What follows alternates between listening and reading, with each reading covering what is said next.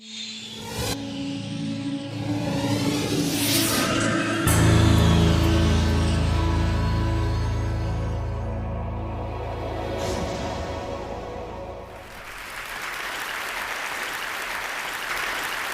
like to talk about my dad.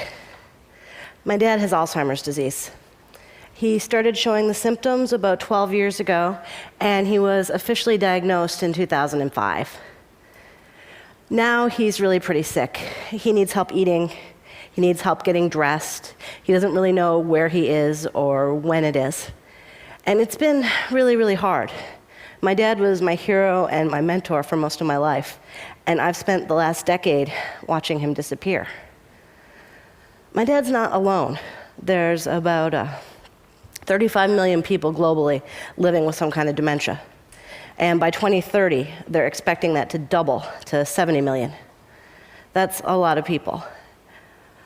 Dementia scares us. The confused faces and shaky hands of people who have dementia, the big numbers of people who get it, they frighten us. And because of that fear, we tend to do one of two things. We go into denial. It's not me, it has nothing to do with me, it's never going to happen to me. Or we decide that we're going to prevent dementia, and it will never happen to us because we are going to do everything right and it won't come and get us. I'm looking for a third way. I'm preparing to get Alzheimer's disease. Prevention is good, and I'm doing the things that you can do to prevent Alzheimer's. I'm eating right, I'm exercising every day, I'm keeping my mind active. That's what the research says you should do. But the research also shows that there's nothing that will 100% protect you. If the monster wants you, the monster's going to get you. That's what happened with my dad. My dad was a bilingual college professor. His hobbies were chess, bridge, and writing op-eds. He got dementia anyway. If the monster wants you, the monster's going to get you, especially if you're me, because Alzheimer's tends to run in families. So I'm preparing to get Alzheimer's disease. Based on what I've learned from taking care of my father and researching what it's like to live with dementia, I'm focusing on three things in my preparation. I'm changing what I do for fun. I'm working to build my physical strength. And this is the hard one. I'm trying to become a better person. Let's start with the hobbies. When you get dementia, it gets harder and harder to enjoy yourself. You can't sit and have long talks with your old friends because you don't know who they are. It's confusing to watch television and often very frightening. And reading is just about impossible. When you care for someone with dementia and you get training, they train you to engage them in activities that are familiar, hands-on, open-ended. With my dad, that turned out to be letting him fill out forms. He was a college professor at a state school. He knows what paperwork looks like. He'll sign his name on every line. He'll check all the boxes. He'll put numbers in where he thinks there should be numbers. But it got me thinking, what would my caregivers do with me? I'm my father's daughter. I read, I write, I think about global health a lot. Would they give me academic journals so I could scribble in the margins? Would they give me charts and graphs that I could color?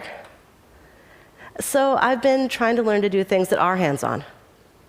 I've always liked to draw, so I'm doing it more, even though I'm really very bad at it. I am learning some basic origami. I can make a really great box. And I'm teaching myself to knit, which so far I can knit a blob. But it doesn't matter if I'm actually good at it. What matters is that my hands know how to do it. Because the more things that are familiar, the more things my hands know how to do, the more things that I can be happy and busy doing when my brain's not running the show anymore. They say that people who are engaged in activities are happier, easier for their caregivers to look after. It may even slow the progress of the disease. That all seems like win to me. I want to be as happy as I can for as long as I can. A lot of people don't know that Alzheimer's actually has physical symptoms as well as cognitive symptoms. You lose your sense of balance, you get muscle tremors, and that tends to lead people to being less and less mobile. They get scared to walk around, they get scared to move. So I'm doing activities that will build my sense of balance. I'm doing yoga and Tai Chi to improve my balance so that when I start to lose it, I'll still be able to be mobile. I'm doing weight-bearing exercise so that I have the muscle strength so that when I start to wither, I have more time that I can still move around. Finally, the third thing, I'm trying to become a better person. My dad was kind and loving before he had Alzheimer's, and he's kind and loving now. I've seen him lose his intellect, his sense of humor, his language skills. But I've also seen this. He loves me, he loves my sons, he loves my brother and my mom and his caregivers. And that love makes us want to be around him even now, even when it's so hard. When you take away everything that he ever learned in this world, his naked heart still shines. I was never as kind as my dad, and I was never as loving. And what I need now is to learn to be like that. I need a heart so pure that if it's stripped bare by dementia, it will survive. I don't want to get Alzheimer's disease. What I want is a cure in the next 20 years soon enough to protect me. But if it comes for me, I'm going to be ready. Thank you.